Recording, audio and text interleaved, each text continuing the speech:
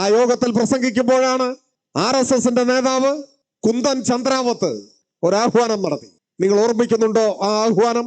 എന്തായിരുന്നു അത്? ജനാധിപത്യ ഇന്ത്യ ഒരു നിമിഷമെങ്കിലും ഞെട്ടിത്തെറിച്ച ഒരാഹ്വാനം.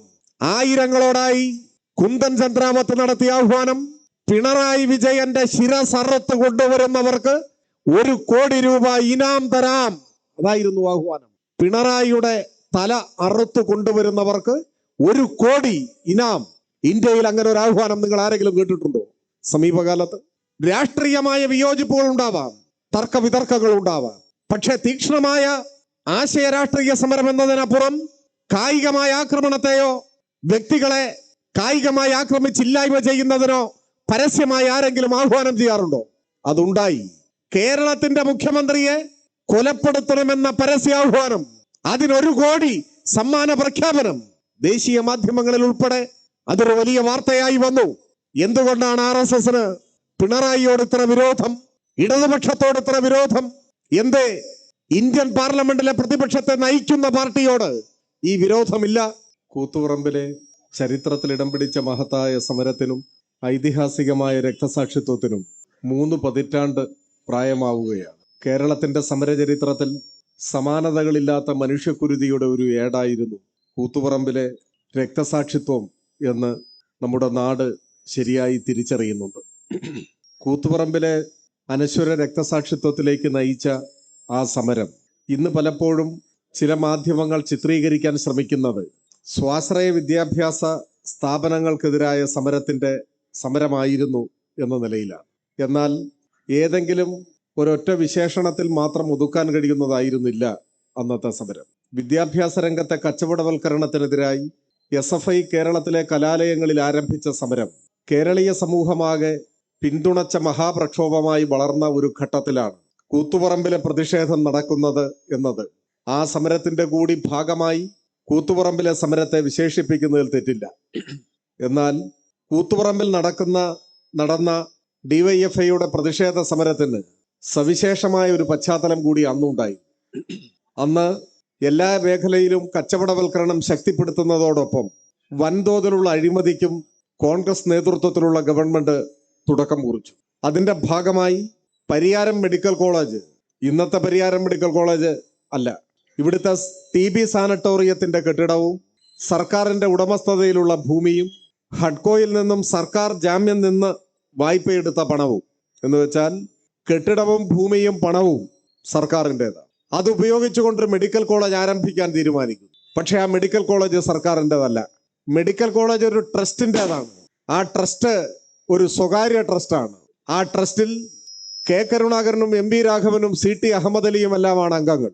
അവർ മന്ത്രിമാരെന്നോ മുഖ്യമന്ത്രിയെന്നോ ഉള്ള നിലയിലല്ല അംഗങ്ങളായത്, വ്യക്തികൾ എന്ന നിലയിലാണ്. മുഖ്യമന്ത്രി പദത്തിൽ നിന്ന് കരുണാകരൻ മാറിയാലും ട്രസ്റ്റിൽ നിന്നും മാറില്ല. മന്ത്രിമാരുടെ കാലാവധി കഴിഞ്ഞാലും ട്രസ്റ്റിൽ അംഗങ്ങളായി അവർ തുടരും.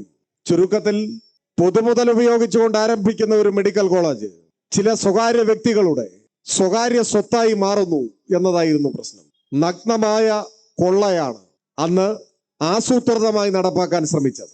സ്വാഭാവികമായും അതിനെതിരായ പ്രതിഷേധവും ഉയർന്നു വന്നു. ആ പ്രതിഷേധത്തിന്റെ കൂടി പശ്ചാത്തലത്തിലാണ് 1994 നവംബർ 25 കൂത്തുപറമ്പിലെ സഹകരണ ബാങ്കിന്റെ സായാഹ്ന ശാഖ ഉദ്ഘാടനം ചെയ്യാൻ വരുന്ന UDF മന്ത്രിസഭയിലെ മന്ത്രിമാരെ കരിങ്കൊടി കാണിച്ചു പ്രതിഷേധിക്കണം എന്ന് DYFI തീരുമാനിച്ചത്. 2 മന്ത്രിമാർ ആ ചടങ്ങിൽ പങ്കെടുക്കാനാണ് തീരുമാനിക്കപ്പെട്ടത്. അന്ന് തൊഴിൽ വകുപ്പ് മന്ത്രിയായിരുന്ന N രാമകൃഷ്ണനും അതുപോലെ സഹകരണ മന്ത്രിയായിരുന്ന ശ്രീ MV രാഘവനും.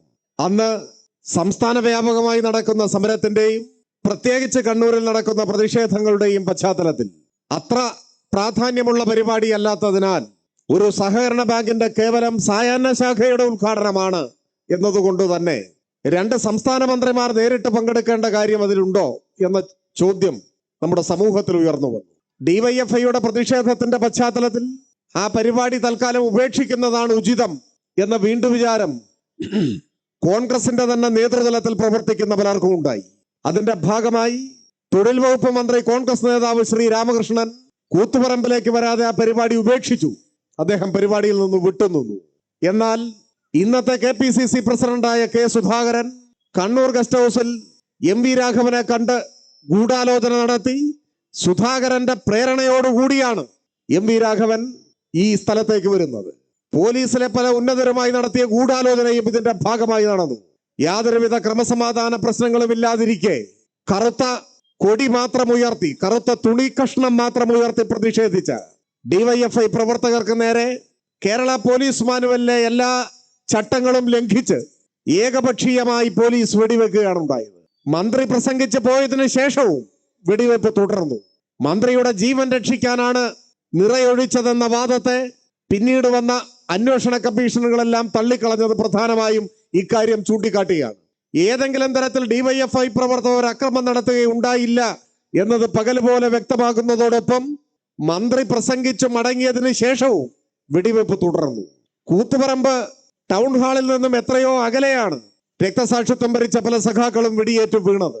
5 സഖാക്കൾ തൽക്ഷണം സമരഭൂമിയിൽ രക്തസാക്ഷികളായി. കെ രാജീവനും KV റോഷനും വി മധുവും സി ബാബുവും ഷിബുലാലും നീണ്ട 30 കൊല്ലത്തോളം ശയ്യാവലംബിയായി മാറിയ വൈദ്യശാസ്ത്രത്തിന് തന്നെ വിസ്മയമായ സഖാവ് പുഷ്പൻ ഏതാനും നാളുകൾക്ക് മുൻപ് നമ്മെ വിട്ടുപിരിഞ്ഞു. പുഷ്പൻ ഉൾപ്പെടെ 6 സഖാക്കളുടെ രക്തസാക്ഷിത്വം നമ്മുടെ രാജ്യത്തിന്റെ തന്നെ ശ്രദ്ധയെ കേരളത്തിലേക്ക്, കണ്ണൂരിന്റെ മണ്ണിലേക്ക് കൊണ്ടുവന്നത് ആ പോലീസ് വെടിവെപ്പും സമരവുമായി. സമരത്തെ തുടർന്ന് ആ പോലീസിന്റെ നീതീകരിക്കാനാവാത്ത വെടിവെപ്പിനെ തുടർന്ന് കേരളീയ സമൂഹത്തിലും ദേശീയാടിസ്ഥാനത്തിലും ഉയർന്നു വന്ന പ്രതിഷേധം, ആ പ്രതിഷേധത്തിന്റെ പശ്ചാത്തലത്തിൽ മുഖ്യമന്ത്രി കരുണാകരന് ജുഡീഷ്യൽ അന്വേഷണം പ്രഖ്യാപിക്കേണ്ടി വന്നു. ജസ്റ്റിസ് പത്മനാഭൻ നായരെ ജുഡീഷ്യൽ കമ്മീഷനായി നിയോഗിച്ചു. ദേശീയ മനുഷ്യാവകാശ കമ്മീഷൻ സമാന്തരമായി മറ്റൊരു അന്വേഷണവും പ്രഖ്യാപിച്ചു. ജസ്റ്റിസ് സുരേഷും ഹരീശ്വരവുമായിരുന്നു അതിലെ അംഗങ്ങൾ. ഈ 2 കമ്മീഷനുകൾ കൂത്തുപറമ്പ് വെടിവെപ്പിനെ സംബന്ധിച്ച് അന്വേഷണം നടത്തി. ജസ്റ്റിസ് പത്മനാഭൻ നായർ നേതൃത്വം കൊടുത്ത ജുഡീഷ്യൽ അന്വേഷണ കമ്മീഷനും വിരമിച്ച ന്യായാധിപനായ സുരേഷും ഹരീശ്വരവും നേതൃത്വം കൊടുത്ത ദേശീയ മനുഷ്യാവകാശ കമ്മീഷന്റെ അന്വേഷണവും. ഈ 2 കമ്മീഷനുകളും സമാനമായ കണ്ടെത്തലുകളാണ് നടത്തിയത്. ആ കണ്ടെത്തലുകൾ കൂത്തുപറമ്പിലെ വെടിവെപ്പ് നീതീകരിക്കാനാവാത്തതാണ് എന്ന് അടിവരയിട്ടു പറഞ്ഞു. അത് നീതീകരിക്കാനാവാത്ത വെടിവെയ്പ്പാണ്, അനാവശ്യമായ വെടിവെയ്പ്പാണ്. ഉത്തരവാദികളെ പേരെഴുതി പരാമർശിച്ചു. ഹക്കീം ബത്തേരിയും TT ആന്റണിയും MV രാഘവനുമെല്ലാം പ്രതികളായി തന്നെ പരാമർശിക്കപ്പെട്ടു. കേരളത്തിന്റെ മുന്നിൽ 5 ചെറുപ്പക്കാരെ സമരഭൂമിയിൽ വെച്ച് തന്നെ വെടിവെച്ചു കൊന്ന, പുഷ്പനെ ശയ്യാവലംബിയാക്കി മാറ്റിയ ആ പോലീസ് നടപടി നീതീകരിക്കാനാവാത്തതാണെന്നും ഒരു കാരണവശാലും വെടിവെക്കാനുള്ള സാഹചര്യം ഉണ്ടായിരുന്നില്ലെന്നും അർത്ഥശങ്കയ്ക്കിടയില്ലാതെ അന്തിമമായി പരാമർശിച്ചുകൊണ്ടാണ് 2 റിപ്പോർട്ടുകളും സമർപ്പിക്കപ്പെട്ടത്. അങ്ങനെ കേരളത്തിന്റെ ചരിത്രത്തിൽ ഒരു കാലത്തും ആർക്കും നീതീകരിക്കാനാവാത്ത മനുഷ്യക്കുരുതിയുടെ ഒരു ഏടായി കൂത്തുപറമ്പ് കേരളത്തിലെ കാലത്തിന്റെ കൈക്ക് മായ്ച്ചു കളയാനാവാത്ത ഒരു മുറിപ്പാടായി, ഒരു കനലായി ഇന്നും അവശേഷിക്കുകയാണ്. കൂത്തുപറമ്പിലെ രക്തസാക്ഷികളോട് പുഷ്പനോട് നീതി പുലർത്തിയോ എന്ന ചോദ്യം പിന്നീട് ഇപ്പോഴും പലരും സ്ഥാനത്തും അസ്ഥാനത്തും പ്രയോഗിക്കാറുണ്ട്. ചില മാധ്യമങ്ങൾ ചോദിക്കാറുണ്ട്. വലതുപക്ഷത്തിന്റെ നാവായി നിൽക്കുന്നവർക്കാണ് അത്തരം ചോദ്യങ്ങൾ ചോദിക്കാനാവുക. എന്തുകൊണ്ടെന്നാൽ കൂത്തുപറമ്പിലെ സമരത്തിന്റെ അടിയന്തര കാരണമായിരുന്ന പരിയാരം മെഡിക്കൽ കോളേജ് അഴിമതി, സ്വകാര്യ സ്വത്തായി പരിയാരം മെഡിക്കൽ കോളേജ് സ്ഥാപിക്കാനുള്ള തീരുമാനം, അതിനെയാണ് ചോദ്യം ചെയ്തത്. ഇന്ന് കേരളത്തിന്റെ മുൻപാകെ പരിയാരം മെഡിക്കൽ കോളേജ് ഒരു സർക്കാർ മെഡിക്കൽ കോളേജ് ആണ് എന്ന് നാം ഓർക്കണം. പരിയാരം മെഡിക്കൽ കോളേജിനെ കേരള ഗവൺമെന്റ് ഏറ്റെടുത്തത് കൂത്തുപറമ്പ് രക്തസാക്ഷികളോടുള്ള നീതിയാണ്. പുഷ്പൻ ഉൾപ്പെടെയുള്ളവരുടെ ജീവത്യാഗത്തിന്റെ വിലയാണ് ഏതാനും ചില കൊള്ളക്കാരുടെ സ്വകാര്യ സ്വത്താകുമായിരുന്ന ഒരു മെഡിക്കൽ കോളേജിനെ സർക്കാർ ഏറ്റെടുത്ത് ജനങ്ങളുടെ സ്വത്താക്കി മാറ്റി. അത് കൂത്തുപറമ്പിലെ മുദ്രാവാക്യത്തിന്റെ വിജയമാണ്. ആ നിലപാട് സ്വീകരിച്ചത് ഇടതുപക്ഷ ജനാധിപത്യ മുന്നണിയുടെ ഗവൺമെന്റാണ്. ജനങ്ങളോടുള്ള പ്രതിബദ്ധത, രക്തസാക്ഷികളോടുള്ള ഐക്യദാർഢ്യം, അതാണ് ആ തീരുമാനത്തിൽ പ്രതിഫലിച്ചത്. രക്തസാക്ഷികളുടെ ജീവത്യാഗം ഒരു കാലത്തും വൃഥാവിലായി പോവില്ല എന്ന് പരിയാരം മെഡിക്കൽ കോളേജ് ഏറ്റെടുത്തുകൊണ്ട് കേരളത്തിലെ ഇടതുപക്ഷ ജനാധിപത്യ മുന്നണിയുടെ സർക്കാർ തെളിയിക്കുകയാണ് ചെയ്തത്. ആ മഹാസമരത്തിന്റെ ബാക്കി പത്രമാണ് നാടിന്റെ സ്വത്തായി ആ മെഡിക്കൽ കോളേജ് നിലനിൽക്കുന്നത്. ഇന്ന് കൂത്തുപറമ്പ് രക്തസാക്ഷിത്വത്തിന് 3 പതിറ്റാണ്ട് പ്രായമാകുമ്പോൾ കേരളത്തിൽ ഇടതുപക്ഷ ജനാധിപത്യ മുന്നണിയുടെ ഗവൺമെന്റ്, ആ ഗവൺമെന്റിന് തുടർച്ചയുണ്ടായിരിക്കുന്നു. അതും ചരിത്രത്തിലെ അപൂർവമായ ഒന്നാണ്. കഴിഞ്ഞ നിയമസഭാ തെരഞ്ഞെടുപ്പിന്റെ റിസൾട്ട് വരുന്ന 2021 മെയ് മാസം 2-ാം തീയതി തലേ ദിവസം കേരളത്തിലെ ഒരു പ്രധാനപ്പെട്ട ടെലിവിഷൻ ചാനൽ ഒരു വാർത്ത സംപ്രേഷണം ചെയ്തു. ആ വാർത്ത അവരുടെ ഓൺലൈൻ പതിപ്പിലാണ് ഞാൻ വായിച്ചത്. വാർത്തയുടെ തലക്കെട്ട് ഇങ്ങനെയായിരുന്നു: മുഖ്യമന്ത്രി സ്ഥാനത്തെക്കുറിച്ച് സമവായം, മുഖ്യമന്ത്രി പദവിയെക്കുറിച്ച് സമവായം. വാർത്തയുടെ ഉള്ളടക്കം: മുഖ്യമന്ത്രി പദവിയെ ചൊല്ലിയുള്ള തർക്കങ്ങൾ അവസാനിച്ചു. ഇത് സംബന്ധിച്ച് കോൺഗ്രസിൽ സമവായമായി. ആദ്യത്തെ 2.5 കൊല്ലം ഉമ്മൻചാണ്ടിയും തുടർന്നുള്ള 2.5 വർഷം രമേശ് ചെന്നിത്തലയും മുഖ്യമന്ത്രിമാരാവാം എന്ന് ധാരണയിലെത്തി എന്നാണ് വാർത്ത വരുന്നത്. തെരഞ്ഞെടുപ്പിന്റെ വോട്ടെണ്ണുന്നതിന്റെ തലേ ദിവസം ഈ വാർത്ത പുറത്തു വരികയാണ്. എന്താണ് വാർത്തയുടെ പശ്ചാത്തലം? ഉറപ്പായും കേരളത്തിൽ UDF ജയിക്കും എന്ന് കേരളത്തിലെ ഒരു വിഭാഗം മാധ്യമങ്ങളുടെ പിൻബലത്തിൽ പ്രതിപക്ഷം ഉറപ്പിച്ചു. അപ്പൊ ആരാവണം മുഖ്യമന്ത്രി? അതിനെക്കുറിച്ച് തർക്കം മൂത്തു. ഒടുവിൽ അവർ തമ്മിൽ ധാരണയിലെത്തി 2.5 വർഷം വീതം പങ്കിട്ടു. അത് ഒരു വാർത്തയായി വന്നിരിക്കുകയാണ്. എന്താ ഇത്ര ഉറപ്പ് UDF അധികാരത്തിൽ വരുമെന്ന്? 2 കാരണമാണ്. ഒന്ന്, കേരളത്തിന്റെ ചരിത്രം. ഏറെക്കാലമായി കേരളത്തിന്റെ രാഷ്ട്രീയ ചരിത്രം 5 കൊല്ലം കൂടുമ്പോൾ മുന്നണികൾ മാറി മാറി വരുന്നതാണ്. 5 വർഷം കൂടുമ്പോൾ മുന്നണികളെ മാറി മാറി ഭരിക്കുന്ന നാടാണ് കേരളം എന്ന് പൊതുവിൽ എല്ലാവരും ഉറപ്പിച്ചു. അപ്പോ LDFന്റെ ഊഴം കഴിഞ്ഞാൽ അടുത്തത് UDF എന്ന പൊതുവായ ധാരണ. 2, ഒന്നാം പിണറായി സർക്കാരിന്റെ അവസാന കാലത്ത് മാധ്യമങ്ങൾ ആഘോഷമായി ഉയർത്തിക്കൊണ്ടുവന്ന വിവാദങ്ങൾ നിങ്ങൾ ഓർക്കുന്നുണ്ടാവും. ആ വിവാദങ്ങളുടെ കാലം. പച്ചക്കള്ളം എല്ലാ മാധ്യമങ്ങളും ഒരേ സ്വരത്തിൽ പ്രതിപക്ഷത്തിന്റെയും BJPയുടെയും സഹായത്തോടെ കേരളത്തിൽ വ്യാപകമായി പ്രചരിപ്പിച്ചൊരു കാലം. അപ്പൊ സ്വാഭാവികമായും അത് ജനങ്ങളെ സ്വാധീനിച്ചിട്ടുണ്ടാവും. അപ്പൊ പിന്നെ ഉറപ്പായും ജയിക്കും, ഇതായിരുന്നു കണക്കുകൂട്ടൽ. എന്നാൽ വോട്ടെണ്ണി കഴിഞ്ഞപ്പോ കണ്ണൻ ചിപ്പിക്കുന്ന തിളക്കമാർന്ന വിജയം ഇടതുപക്ഷത്തിന് നേടാനായി. കേരളത്തിന്റെ ചരിത്രത്തിൽ ആദ്യമായി ഇടതുപക്ഷം തുടർഭരണം നേടി. അതും വർദ്ധിച്ച പിന്തുണയോടെ. 99 MLA-മാരുടെ പിന്തുണയോടെയാണ് ഗവൺമെന്റ് അധികാരത്തിൽ വന്നത്. കോൺഗ്രസിനെ സംബന്ധിച്ചിടത്തോളം അവരെ സഹായിക്കുന്ന വലതുപക്ഷ ജിഹോകളായി മാറിയ മാധ്യമങ്ങളെ സംബന്ധിച്ചിടത്തോളം ആ യാഥാർത്ഥ്യം അസ്വീകാര്യമായി, ഉൾക്കൊള്ളാനാവാത്തതായിരുന്നു. എന്ത് ചെയ്യാൻ കഴിയും? കേരളത്തിലെ ജനങ്ങൾ സ്വാനുഭവങ്ങളുടെ അടിസ്ഥാനത്തിൽ ഇത്തരമൊരു നിലപാട് സ്വീകരിച്ചു എന്നത് പ്രതിപക്ഷത്തെ സംബന്ധിച്ചിടത്തോളം ഇനിയും ഉൾക്കൊള്ളാൻ കഴിഞ്ഞിട്ടില്ലാത്ത ഒരു യാഥാർത്ഥ്യമാണ്. ഈ ഒരു സാഹചര്യത്തിലാണ് നമ്മുടെ സംസ്ഥാനത്ത് നഷ്ടപ്പെട്ടു പോയ അധികാരം തിരിച്ചുപിടിക്കാൻ ഏറ്റവും വിപൽക്കരമായ വലതുപക്ഷ വർഗീയ നീക്കുപോക്കുകൾ, കൂട്ടുകെട്ടുകൾ രൂപപ്പെട്ടു വരികയാണ്. അതിപ്പോൾ മാത്രം ഉണ്ടായതല്ല, അതിനേറെ കാലത്തെ പഴക്കമുണ്ട്. നമ്മുടെ രാജ്യത്ത് തന്നെ വർഗീയതയുടെ ചരിത്രം പരിശോധിച്ചാൽ ആദ്യം പ്രതിക്കൂട്ടിൽ കയറേണ്ടി വരിക കോൺഗ്രസിനാണ്. ഒരു സംശയവും വേണ്ട. Indian national കോൺഗ്രസിനാണ്. അതിനാവട്ടെ സ്വാതന്ത്ര്യ ലബ്ധിയോളം പഴക്കമുണ്ട്. 1947 ഓഗസ്റ്റ് 15 ഇന്ത്യ സ്വതന്ത്രയാവുന്നു. ആദ്യത്തെ പ്രധാനമന്ത്രിയായി പണ്ഡിറ്റ് നെഹ്റു സ്ഥാനമേൽക്കുന്നു. നെഹ്റുവിന്റെ ക്യാബിനറ്റിൽ 15 പേരാണ്, 15 അംഗങ്ങൾ. ആ 15 പേരിൽ ഏതാണ്ട് എല്ലാവരും ദേശീയ സ്വാതന്ത്ര്യ സമരത്തിന് നേതൃത്വം കൊടുത്തവർ, രാജ്യവ്യാപകമായി അംഗീകാരമുള്ളവർ.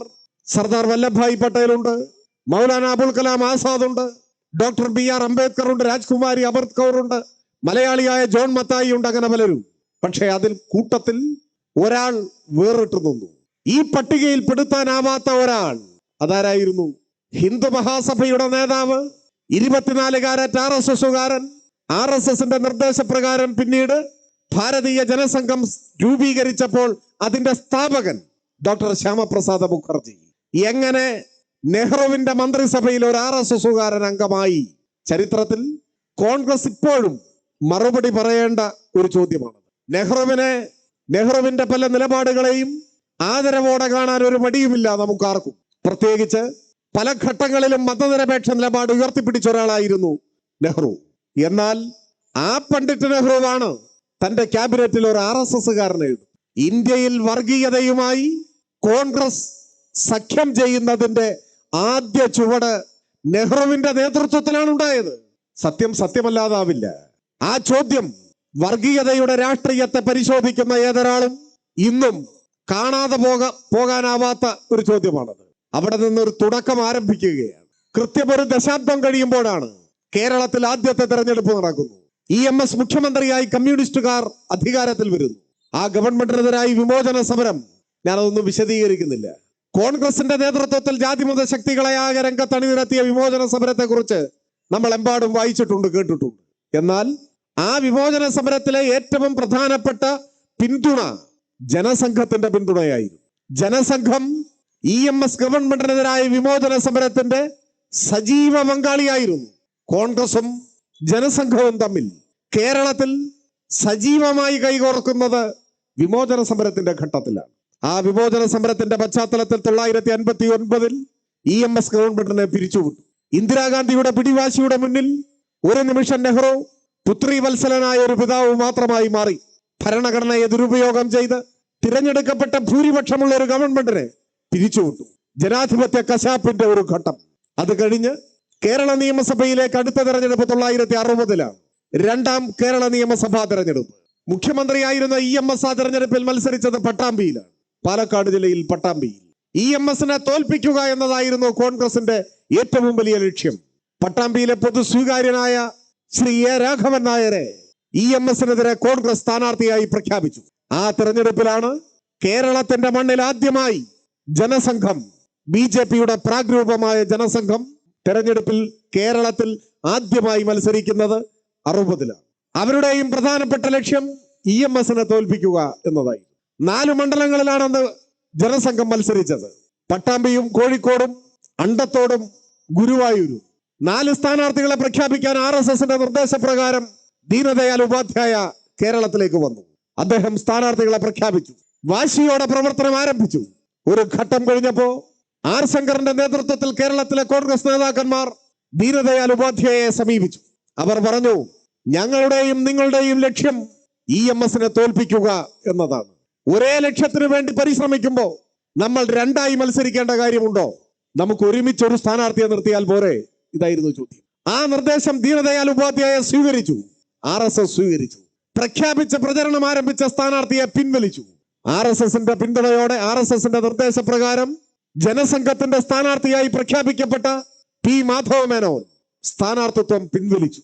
RSSും കോൺഗ്രസും സംയുക്തമായി EMSനെതിരെ A. രാഘവൻ നായരെ മത്സരിപ്പിച്ചു. ആ സംയുക്ത സ്ഥാനാർത്ഥിയാണ് 60 EMSന് പട്ടാമ്പിയിൽ നേരിടേണ്ടി വന്നത്. കേരളത്തിന്റെ തിരഞ്ഞെടുപ്പ് രാഷ്ട്രീയ ചരിത്രത്തിൽ RSSും കോൺഗ്രസും പരസ്യമായി കൈകോർത്ത ആദ്യത്തെ തെരഞ്ഞെടുപ്പാണ് EMSനെതിരെ അന്ന് പട്ടാമ്പിയിൽ നടന്നത്. പക്ഷെ പട്ടാമ്പിയിലെ ജനങ്ങൾ EMSനെ വിജയിപ്പിച്ചു. വലതുപക്ഷ വർഗീയ സഖ്യത്തെ പരാജയപ്പെടുത്തി. അവിടെ അവസാനിച്ചില്ല. ഒരു പതിറ്റാണ്ട് കഴിഞ്ഞപ്പോഴാണ് 1971 പാർലമെന്റ് തെരഞ്ഞെടുപ്പ്. ആ പാർലമെന്റ് തെരഞ്ഞെടുപ്പിൽ ഇന്ത്യൻ പാർലമെന്റിലെ സാധാരണക്കാരന്റെ ശബ്ദം എന്ന് വിശേഷിപ്പിക്കപ്പെട്ട പാവങ്ങളുടെ പടത്തലവനായ സഖാവ് AKG പാർലമെന്റിലെ പ്രതിപക്ഷത്തെ നയിച്ചത് അദ്ദേഹമായിരുന്നു. AKG ആ തെരഞ്ഞെടുപ്പിൽ മത്സരിച്ചത് പാർട്ടി നിർദ്ദേശപ്രകാരം പാലക്കാടാണ്. പാലക്കാട് പാർലമെന്റ് മണ്ഡലം. 1971 തെരഞ്ഞെടുപ്പ്. അവിടെയും AKGയെ പരാജയപ്പെടുത്താൻ ഈ വർഗീയ വലതുപക്ഷ കൂട്ടുകെട്ട് രൂപപ്പെട്ടു. അവിടെ പിൻവലിക്കപ്പെട്ടത് കോൺഗ്രസ് പ്രഖ്യാപിച്ച സ്ഥാനാർത്ഥിയായിരുന്നു. കോൺഗ്രസ് പ്രഖ്യാപിച്ച സ്ഥാനാർത്ഥിയെ പിൻവലിച്ച് AKGയെ തോൽപ്പിക്കാൻ RSSന്റെ ജില്ലാ കാര്യവാഹക് പ്രൊഫസർ TC ഗോവിന്ദനെ കോൺഗ്രസും RSSും സംയുക്ത സ്ഥാനാർത്ഥിയായി മത്സരിപ്പിച്ചു. മുസ്ലിം ലീഗും ആ മുന്നണിയുടെ ഭാഗമായി നിന്നു. അന്ന് മുസ്ലിം ലീഗിനെതിരായി EMS ഒരു വിമർശനം ഉയർത്തി. RSSുമായി തെരഞ്ഞെടുപ്പിൽ കൈകോർക്കുന്നത് കേരളത്തിന്റെ മുൻപാകെ നിങ്ങൾ എങ്ങനെ വിശദീകരിക്കും എന്ന് ചോദിക്കുന്നുണ്ട്. EMSന് മറുപടി പറയാൻ വേണ്ടി അന്ന് മുസ്ലിം ലീഗ് പാലക്കാട് കോട്ടമൈതാനിയിൽ ഒരു വലിയ സമ്മേളനം വിളിച്ചു ചേർത്തു. EMSന് മറുപടി പറയാൻ വേണ്ടി വന്നത് ബാഫക്കി തങ്ങളാണ്. ബാഫക്കി തങ്ങൾ EMSന് മറുപടി പറഞ്ഞു. മറുപടി ഒരു ഒറ്റ വാചകമായിരുന്നു. ആ വാചകം ഇങ്ങനെയാണ്: EMS ഞങ്ങളെ വെല്ലുവിളിച്ചിരിക്കുന്നു. ഈ തിരഞ്ഞെടുപ്പിൽ RSSനോടൊപ്പം ചേർന്നത് എങ്ങനെ വിശദീകരിക്കുമെന്നാണ് വെല്ലുവിളി. ലീഗിന്റെ മറുപടി ഞാനിതാ ഇവിടെ പറയുന്നു. EMSന്റെ ചോദ്യത്തിന് മറുപടി പറയാൻ മുസ്ലിം ലീഗിന് സൗകര്യമില്ല. ഇതാണ് ഞങ്ങളുടെ മറുപടി. ഇതായിരുന്നു ബാഫക്കി തങ്ങളുടെ പ്രസംഗം. പക്ഷെ ആ തെരഞ്ഞെടുപ്പിലും ഈ വർഗീയ വലതുപക്ഷ സഖ്യത്തെ ജനങ്ങൾ വോട്ട് ചെയ്ത് തോൽപ്പിച്ചു. AKG പാർലമെന്റിലേക്ക് തെരഞ്ഞെടുക്കപ്പെട്ടു. പിന്നെയും എത്രയോ അനുഭവങ്ങൾ കേരളത്തിന്റെ തെരഞ്ഞെടുപ്പ് രംഗത്ത് ഈ വർഗീയ വലതുപക്ഷ കൂട്ടുകെട്ടിന് പരസ്യമായി എത്രയെത്ര ഉദാഹരണങ്ങൾ പിന്നീട് വന്നു. 1991 ബേപ്പൂരും വടകരയും ഞാൻ വിശദീകരിക്കേണ്ട കാര്യമില്ല, എല്ലാവരുടെയും ഓർമ്മകളിൽ അതുണ്ടാവും. അങ്ങനെ ചരിത്രത്തിൽ പല ഘട്ടങ്ങളിലും പരസ്യമായും മിക്കപ്പോഴും രഹസ്യമായും തിരഞ്ഞെടുപ്പ് ധാരണകളിൽ ഏർപ്പെട്ട RSS കോൺഗ്രസ് ബാന്ധവത്തെ കുറിച്ചാണ് BJPയുടെ സംസ്ഥാന പ്രസിഡന്റായിരുന്ന KG മാരാർ തന്റെ ആത്മകഥയിലെ പാഴായിപ്പോയ പരീക്ഷണം എന്ന അധ്യായത്തിൽ വിശദീകരിക്കുന്നത്. അങ്ങനെ വർഗീയതയുമായി എന്നും നീക്കുപോക്കുണ്ടാക്കി സഖ്യമുണ്ടാക്കിയ വലതുപക്ഷ രാഷ്ട്രീയത്തിന്റെ നേതൃത്വമായ കോൺഗ്രസ്, ആ കോൺഗ്രസിന്റെ നേതൃത്വത്തിൽ ഇന്ന് കേരളത്തിൽ ഒരു പ്രചണ്ഡമായ പ്രചാരവേല ആരംഭിച്ചിരിക്കുകയാണ്.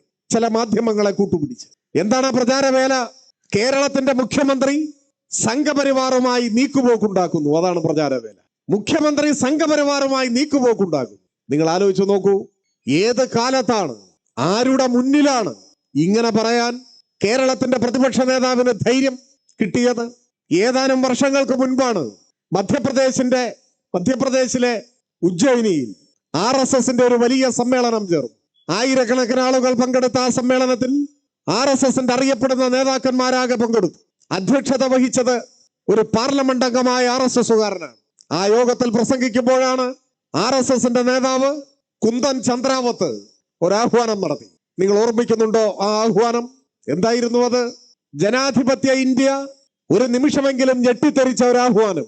ആയിരങ്ങളോടായി കുന്ദൻ ചന്ദ്രാവത്ത് നടത്തിയ ആഹ്വാനം, പിണറായി വിജയന്റെ ശിരസറുത്ത് കൊണ്ടുവരുന്നവർക്ക് 1 കോടി രൂപ ഇനാം തരാം.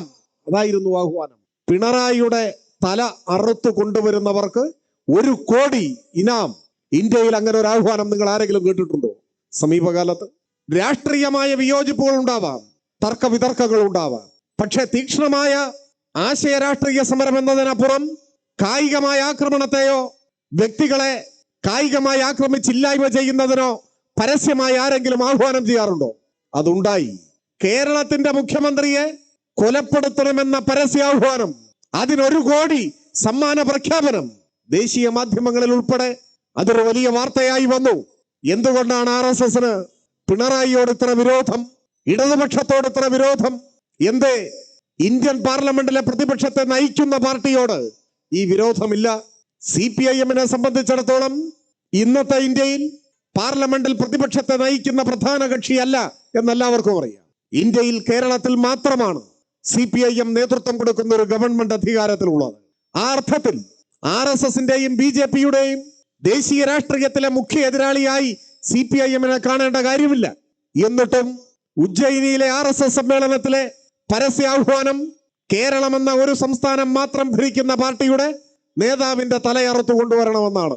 എന്തേ RSSന്റെ ഏതെങ്കിലും ഒരു നേതാവിന്റെ നാവിൽ നിന്നും മല്ലികാർജുന ഖാർഗെയുടെ അല്ലെങ്കിൽ രാഹുൽ ഗാന്ധിയുടെ തലയെടുക്കുന്നവർക്ക് ഇനാം വന്നിട്ടില്ലല്ലോ? എന്തേ കോൺഗ്രസ് നേതാക്കന്മാരുടെ തലയ്ക്ക് RSSന്റെ കമ്പോളത്തിൽ വിലയില്ലാതെ പോയി? ആ തലയ്ക്കകത്തൊന്നുമില്ല എന്ന ബോധ്യം കൊണ്ടാണോ? അതുമാത്രമല്ല, കോൺഗ്രസ് നേതാക്കന്മാരുടെ ശിരസ് RSSനെ അലോസരപ്പെടുത്തുന്നില്ല. RSSന്റെ കൊടിയ വർഗീയതയ്ക്കെതിരായി ദുർബലമായ ഒരു വാക്കുപോലും കോൺഗ്രസ് നേതാക്കന്മാരുടെ നാവിൻ തുമ്പിൽ നിന്നും വരുന്നില്ല. അതല്ലേ വാസ്തവം? ആ സാഹചര്യത്തിലാണ് സതീശൻ ആരോപിക്കുന്നു കേരളത്തിന്റെ മുഖ്യമന്ത്രി സംഘപരിവാരത്തിന് വേണ്ടി പ്രവർത്തിക്കുന്നു പോലും. ഏത് മുഖ്യമന്ത്രി? RSSകാരൻ തലയെടുക്കണമെന്ന് പരസ്യാഹ്വാനം നടത്തിയ മുഖ്യമന്ത്രി. ഏത് സതീശൻ? ഇന്ത്യ കണ്ട ഏറ്റവും വലിയ വർഗീയവാദി MS ഗോൾവാൾക്കർ ആണ് എന്ന് മതനിരപേക്ഷവാദികൾ പലപ്പോഴും ചൂണ്ടിക്കാണിക്കുന്നുണ്ട്. ആ ഗോൾവാൾക്കർ RSSന്റെ ആചാര്യനായിരുന്നു. ആ ഗോൾവാൾക്കറാണ് വിചാരധാര എഴുതിയത്. ആ വിചാരധാരയിലാണ് ഗോൾവാൾക്കർ ഇന്ത്യയുടെ ഏറ്റവും വലിയ ഭീഷണിയായി മുസ്ലിങ്ങൾ, ക്രൈസ്തവർ, കമ്മ്യൂണിസ്റ്റുകാർ ഈ 3 വിഭാഗങ്ങളെ പരാമർശിച്ചത്. ഗോൾവാൾക്കർ പറയുന്നു ഇന്ത്യയുടെ ഏറ്റവും വലിയ ഭീഷണി 1 മുസ്ലിങ്ങൾ, 2 ക്രൈസ്തവർ, 3 കമ്മ്യൂണിസ്റ്റുകാർ. ഈ 3 കൂട്ടരെ ഉന്മൂലനം ചെയ്യലാണ് ഞങ്ങളുടെ ലക്ഷ്യം എന്ന് പ്രഖ്യാപിച്ച RSS. ആ RSSന്റെ കൊടിയ വർഗീയവാദിയായിരുന്ന നേതാവാണ് ഈ ഗോൾവാൾക്കർ. ആ ഗോൾവാൾക്കറുടെ ജന്മശതാബ്ദി ഏതാനും വർഷങ്ങൾക്ക് മുൻപ് RSS രാജ്യമാകെ ആഘോഷിച്ചു. ആ ജന്മശതാബ്ദി ആഘോഷങ്ങൾ കേരളത്തിൽ ഉദ്ഘാടനം ചെയ്യാൻ RSS ക്ഷണിച്ചത് ഏതെങ്കിലും ഒരു RSSന്റെ ദേശീയ നേതാവിനെ അല്ല, പകരം VD സതീശനെയാണ്. ആ ക്ഷണം ഇരുകൈയും നീട്ടി സ്വീകരിച്ചത് സതീശനാണ്. ഒരു മടിയും കൂടാതെ RSSന്റെ വേദിയിൽ കടന്നു ചെന്ന് ഗോൾവാൾക്കറുടെ ചിത്രത്തിന്റെ മുന്നിൽ സ്ഥാപിച്ച നിലവിളക്ക് കൊളുത്തി ശിരസ് കുനിച്ചു നട്ടല് വളച്ച് മുട്ടുമടക്കി നിൽക്കാൻ ഒരു മടിയും കാണിക്കാത്ത കേരളത്തിലെ പ്രതിപക്ഷ നേതാവ് VD സതീശനാണ് മുഖ്യമന്ത്രിക്കെതിരെ ഇപ്പോ വിമർശനം ഉന്നയിക്കുന്നത്. ഇത് VD സതീശന്റെ മാത്രം പ്രശ്നമല്ല. KPCC പ്രസിഡന്റ് പരസ്യമായി പറഞ്ഞല്ലോ, തനിക്ക് പോകണമെന്ന് തോന്നിയാൽ BJP-യിലേക്ക് പോകും പറഞ്ഞില്ലേ? ആ പറഞ്ഞതിനെ ഒന്നുകൂടി ബലപ്പെടുത്തിക്കൊണ്ട് പറഞ്ഞു, RSSന്റെ ശാഖകൾക്ക് കാവൽ നിൽക്കാൻ കോൺഗ്രസ് പ്രവർത്തകരെ നിയോഗിച്ചിട്ടുണ്ട്, അദ്ദേഹം നിയോഗിച്ചിട്ടുണ്ട് എന്ന് പറഞ്ഞില്ലേ? ആരാദ്യം പോകും എന്ന കാര്യത്തിൽ മാത്രമാണ് കോൺഗ്രസിൽ ഇപ്പോൾ സംശയമുള്ളത്. ഈ നയങ്ങൾ കേരളത്തിൽ കോൺഗ്രസിനെ എവിടെ എത്തിച്ചു?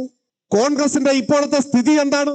ഇപ്പൊ DYFIയുടെ നേതൃത്വത്തിൽ ഈ കൂത്തുപറമ്പ് രക്തസാക്ഷി അനുസ്മരണ സമ്മേളനം ചേരുന്ന ഈ അലവിൽ പോലും ഏതാനും വർഷങ്ങൾക്ക് മുൻപ് വരെ DYFIയുടെ പ്രവർത്തകർക്ക്, ഇടതുപക്ഷ പ്രവർത്തകർക്ക് സ്വൈര്യമായി രാഷ്ട്രീയ സംഘടനാ പ്രവർത്തനം നടത്താൻ സാധിക്കുമായിരുന്നു. എത്ര നേതാക്കന്മാർ ഈ മണ്ണിൽ ആക്രമിക്കപ്പെട്ടിട്ടുണ്ട്, ഈ പാർട്ടി ഓഫീസ് എത്ര തവണ ആക്രമിക്കപ്പെട്ടിട്ടുണ്ട്. അതിനും മാത്രം സംഘടനാപരമായ കരുത്തും ശേഷിയും കായിക ബലവും ഇവിടുത്തെ കോൺഗ്രസിനുണ്ടായിരുന്നു. ഇന്നിപ്പോ അങ്ങനെ ഒരു ആക്രമണം നടത്താൻ ഇവിടെ കോൺഗ്രസിന് സാധിക്കുമോ? അവശേഷിക്കുന്ന ഏതെങ്കിലും കോൺഗ്രസുകാർക്ക് അങ്ങനെ ഒരാഗ്രഹമുണ്ടെങ്കിൽ ആ ആഗ്രഹം ഒടുവിലത്തെ ആഗ്രഹമായി പരിണമിക്കുമെന്ന് ആർക്കാണ് അറിഞ്ഞുകൂടാത്തത്? ഈ മാറ്റം എങ്ങനെ ഇവിടെ ഉണ്ടായി? ഇവിടെ മാത്രമല്ല, ഈ മാറ്റം രാജ്യവ്യാപകമായി ഉണ്ടായ മാറ്റമാണ്. അത് കോൺഗ്രസ് നേതൃത്വം സ്വീകരിക്കുന്ന തെറ്റായ നയങ്ങൾക്കുള്ള തിരിച്ചടിയായി കൂടി രൂപപ്പെട്ടു വരുന്നതാണ്. ഇപ്പോ ഒരു ഉപതെരഞ്ഞെടുപ്പ് റിസൾട്ട് വന്ന പശ്ചാത്തലത്തിലാണ് നമ്മൾ ഒത്തുകൂടുന്നത്. പാലക്കാട് കോൺഗ്രസ് സ്ഥാനാർത്ഥിക്ക് കുറച്ച് ഭൂരിപക്ഷം വർദ്ധിച്ചു. അതിന്റെ ആവേശമാണ് ഒരു വിഭാഗം മാധ്യമങ്ങൾ പ്രകടിപ്പിക്കുന്നത്. തകർന്ന് ഛിന്ന ഭിന്നമായി കൊണ്ടിരിക്കുന്ന കോൺഗ്രസിനെ പാലക്കാട്ടെ ഭൂരിപക്ഷം കൊണ്ട് നേരിടാനാവില്ല. പാലക്കാട്ടെ ഭൂരിപക്ഷത്തിന്റെ പിന്നാമ്പുറം എന്താണ്?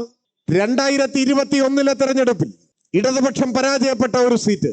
ആ സീറ്റിൽ അന്ന് ഇടതുപക്ഷ സ്ഥാനാർത്ഥിക്ക് ലഭിച്ചതിനേക്കാൾ 1000 വോട്ട് കൂടുതലാണ് ഇത്തവണ നമ്മൾ തോൽക്കുമ്പോൾ. 1000 വോട്ട് കൂടുതലാണ്. ഒരൊറ്റ വോട്ട് കുറഞ്ഞിട്ടില്ല. SDPI-യും ജമാഅത്തെ ഇസ്ലാമിയും പരസ്യ പിന്തുണ കൊടുത്ത് പിന്നെ BJP-യിൽ നിന്ന് ഗണ്യമായി ചോർന്ന വോട്ടുകളിൽ കുറച്ച് വോട്ടും ചേർന്ന് ഒരു 4000 വോട്ട് കൂടുതൽ കിട്ടി കോൺഗ്രസിന്. അതാണ് കിട്ടിയത്. കഴിഞ്ഞ തെരഞ്ഞെടുപ്പിൽ കിട്ടിയതിനേക്കാൾ കഷ്ടിച്ച് 4000 വോട്ട്, 4000-ൽ താഴെ വോട്ടാണ് കോൺഗ്രസിന് കൂടുതൽ കിട്ടി. നമുക്ക് 1000-ഓളം വോട്ട് കൂടുതൽ കിട്ടി. പക്ഷെ ഭൂരിപക്ഷം കൂടാൻ കാരണം എന്താണ്? ആ മണ്ഡലത്തിൽ നമ്മൾ 2ാം സ്ഥാനത്തല്ല, നമ്മൾ അവിടെ 3ാം സ്ഥാനത്താണ്. അത് കഴിഞ്ഞ തെരഞ്ഞെടുപ്പിൽ 3ാം സ്ഥാനത്താണ്, അതിന്റെ മുൻപത്തെ തെരഞ്ഞെടുപ്പിലും 3ാം സ്ഥാനത്താണ്. കേരളത്തിൽ അത്യപൂർവം ചില മണ്ഡലങ്ങളിൽ അങ്ങനെ ഉണ്ടായിട്ടുണ്ടല്ലോ. പക്ഷെ അങ്ങനെ 3ാം സ്ഥാനത്തുള്ള ചില മണ്ഡലങ്ങൾ പിന്നീട് 1ാം സ്ഥാനത്തേക്ക് എത്തിയിട്ടുമുണ്ട്. വട്ടിയൂർക്കാവ് ഇതിന്റെ ഉദാഹരണമാണ്. എന്നാൽ പാലക്കാട് അതിന് സാധിച്ചില്ല. പക്ഷേ കോൺഗ്രസിന്റെ ഭൂരിപക്ഷം കൂടാൻ കാരണം 2ാം സ്ഥാനത്തുണ്ടായിരുന്ന BJP-യുടെ 11,000 വോട്ട് കാണാനില്ല. അപ്പൊ BJP കോൺഗ്രസും തമ്മിലുള്ള കൊടുക്കൽ വാങ്ങലുകളാണ്. ഭൂരിപക്ഷം കൂടിയതിന്റെയും BJP-യുടെ വോട്ട് കുറഞ്ഞതിന്റെയും കാര്യം നിങ്ങൾ തമ്മിൽ സംസാരിച്ച ധാരണയിലെത്തിയാൽ മതി. അതിൽ നമുക്ക് കാര്യമില്ല. ഈ തരത്തിലുള്ള കൊടുക്കൽ വാങ്ങലുകൾ നടക്കുമ്പോഴും പരസ്യമായി ഇസ്ലാമിക ഭീകരവാദികളുടെ പിന്തുണ നേടുമ്പോഴും പക്ഷെ നമുക്ക് കിട്ടിയ വോട്ടിൽ ഒരൊറ്റ വോട്ട് കുറയുന്നില്ല എന്നതാണ് കേരളത്തിന്റെ പ്രത്യേകത. 1000-ഓളം വോട്ട് അവിടെയും വർദ്ധിക്കുകയാണ് ചെയ്തത്. ചേലക്കരയുടെ കാര്യം ഞാൻ വിശദീകരിക്കേണ്ടതായിട്ടില്ല. അപ്പോ ഈ വർത്തമാനകാല കേരളത്തിലും ഇടതുപക്ഷ ഗവൺമെന്റിനും അതിന് നേതൃത്വം കൊടുക്കുന്ന പാർട്ടിക്കും മുഖ്യമന്ത്രിക്കും എല്ലാം എതിരായി നിരന്തരം നടത്തിക്കൊണ്ടിരിക്കുന്ന വിവാദ കോലാഹലങ്ങൾ, പച്ചക്കള്ളം നിരന്തരം ആവർത്തിച്ചുകൊണ്ട് ജനങ്ങളെ തെറ്റിദ്ധരിപ്പിക്കാനുള്ള പ്രചാരവേല, അതിനെ ജനങ്ങൾ മുഖവിലേക്കെടുക്കുന്നില്ല എന്നതിന്റെ തെളിവാണ്. 6 മാസം മുൻപ് ലോക്സഭാ തെരഞ്ഞെടുപ്പ് നടക്കുമ്പോൾ ചേലക്കരയിൽ കിട്ടിയ ഭൂരിപക്ഷത്തിന്റെ ഇരട്ടിയിൽ അധികമാണ് ഇപ്പൊ കിട്ടിയ ഭൂരിപക്ഷം. അതിന്റെ അർത്ഥം കേരളത്തിലെ ജനങ്ങൾ ഈ മാധ്യമങ്ങളുടെ പ്രചരണ മാമാങ്കങ്ങളിൽ വീണുപോകുന്നില്ല എന്നതാണ്. കഴിഞ്ഞ നിയമസഭാ തെരഞ്ഞെടുപ്പിൽ അത് തെളിയിച്ചതാണ്. അതൊരിക്കൽ കൂടി ആവർത്തിക്കപ്പെടുകയാണ് യഥാർത്ഥത്തിൽ ചെയ്യുന്നത്. കൂടുതൽ ദീർഘമായി സംസാരിക്കണമെന്ന് ഞാൻ കരുതുന്നില്ല. ഞാൻ പറഞ്ഞു വന്നത്, വലതുപക്ഷവും RSSന്റെ വർഗീയതയും തമ്മിൽ സ്വാതന്ത്ര്യലബ്ധിയോളം പഴക്കമുള്ള കൂട്ടുകെട്ടിന്റെ ചരിത്രം നാം കണ്ടു. ഇപ്പോ കൂടുതൽ വിനാശകരമായ ഒരു നിലയിലേക്ക് വലതുപക്ഷ വർഗീയ കൂട്ടുകെട്ട് വികസിച്ചിരിക്കുകയാണ്. അത് മറ്റൊന്നുമല്ല, ഈ വലതുപക്ഷ വർഗീയ കൂട്ടുകച്ചവടം തുടരുമ്പോൾ തന്നെ പാർലമെന്റ് തെരഞ്ഞെടുപ്പിൽ നമ്മൾ കണ്ടു. ചരിത്രത്തിലാദ്യമായി താമരയടയാളത്തിൽ ഒരാൾ ഇന്ത്യൻ പാർലമെന്റിലേക്ക് കേരളത്തിൽ നിന്നും തിരഞ്ഞെടുക്കപ്പെട്ടു. അതാണ് തൃശ്ശൂർ. ആ തെരഞ്ഞെടുപ്പ് വിജയത്തിന്റെ പിന്നാമ്പുറം എന്താണ്? കോൺഗ്രസും BJP-യും തമ്മിൽ നടത്തിയ അധാർമികമായ വോട്ട് കച്ചവടം. 1,00,000 വോട്ട് കൊടുക്കാം എന്നാണ് കരാർ. 1,00,000 വോട്ട് എണ്ണി കഴിഞ്ഞപ്പോ 86,000 കൊടുത്തു. കൈപ്പത്തി അടയാളത്തിൽ മത്സരിച്ച കോൺഗ്രസ് സ്ഥാനാർത്ഥി 2019 നേടിയതിനേക്കാൾ 86,000 വോട്ട് കുറവാണ്. 18 ലോക്സഭാ മണ്ഡലങ്ങളിലും ജയിച്ചു നിൽക്കുന്നു കോൺഗ്രസ് മുന്നണി. വേണമെങ്കിലൊരു ദേശീയ രാഷ്ട്രീയത്തെ അടിസ്ഥാനമാക്കിയ കോൺഗ്രസ് തരംഗമെന്ന് പോലും പറയാം പാർലമെന്റ് ഇലക്ഷനിൽ. പക്ഷെ തൃശ്ശൂരിൽ പരാജയപ്പെടും. നോക്കുമ്പോ 86,000 വോട്ട് കാണുന്നില്ല. 1,00,000 വോട്ടാണ് കച്ചവടം നടത്തിയത്. 86,000 കൊടുത്തു. നമുക്കോ ഒറ്റ വോട്ട് കുറഞ്ഞില്ല, ഒരു വോട്ട്. 16,000 വോട്ട് കൂടി നമുക്ക്. പക്ഷെ എന്ത് കാര്യം? 86,000 വോട്ട് BJPക്ക് കൊണ്ട് കൊടുത്തില്ലേ? 73,000 വോട്ടിന് BJP ജയിച്ചു. തൃശ്ശൂരിൽ 1,00,000 വോട്ട് BJPക്ക് കൊടുക്കാമെന്നും കോൺഗ്രസിലെ സജീവ അംഗങ്ങളായ 1,00,000 പേരുടെ വോട്ട് തരാമെന്നും പകരം മറ്റു മണ്ഡലങ്ങളിൽ BJP തിരികെ സഹായിക്കണമെന്നുമാണ് കരാർ. ആ കച്ചവടത്തിന്റെ ബലിയാടായി കെ മുരളീധരൻ. കോൺഗ്രസ് തോറ്റു എന്ന് മാത്രമല്ല, ഈ 1,00,000 വോട്ട് വിൽപ്പനയിലൂടെ ഇന്ത്യയുടെ ചരിത്രത്തിൽ ആദ്യമായി തൃശ്ശൂരിന്റെ മണ്ണിൽ കോൺഗ്രസ് മൂന്നാം സ്ഥാനത്തായി ദയനീയമായി പരാജയപ്പെട്ടു. ഈ അപകടകരമായ അധാർമികമായ വലതുപക്ഷ വർഗീയ കൂട്ടുകെട്ട് വോട്ട് കച്ചവടം, അതുകൊണ്ടും വരാൻ പോകുന്ന നിയമസഭാ തെരഞ്ഞെടുപ്പിൽ കേരളത്തിൽ അധികാരത്തിലെത്തുമെന്ന് ഉറപ്പില്ലാത്ത ഘട്ടത്തിലാണ് ഇപ്പോ ഈ വലതുപക്ഷ വർഗീയ കൂട്ടുകെട്ടിന് ഒരു വികാസമുണ്ടായിരിക്കും. അത് മറ്റൊന്നുമല്ല, ജമാഅത്തെ ഇസ്ലാമിയുടെയും പഴയ പോപ്പുലർ ഫ്രണ്ടിന്റെയും നേതൃത്വത്തിൽ മുസ്ലിം ലീഗിന്റെ രാഷ്ട്രീയ നേതൃത്വമായി ഈ കൊടിയ വർഗീയവാദികൾ മാറിയിരിക്കുന്നു. പണ്ട് മുസ്ലിം ലീഗ് ജമാഅത്തെ ഇസ്ലാമിയുടെയും SDPIയുടെയും നിലപാടുകളോട് യോജിച്ചിരുന്നില്ല, വ്യത്യസ്തമായ ഒരു നിലപാടുണ്ടായിരുന്നു.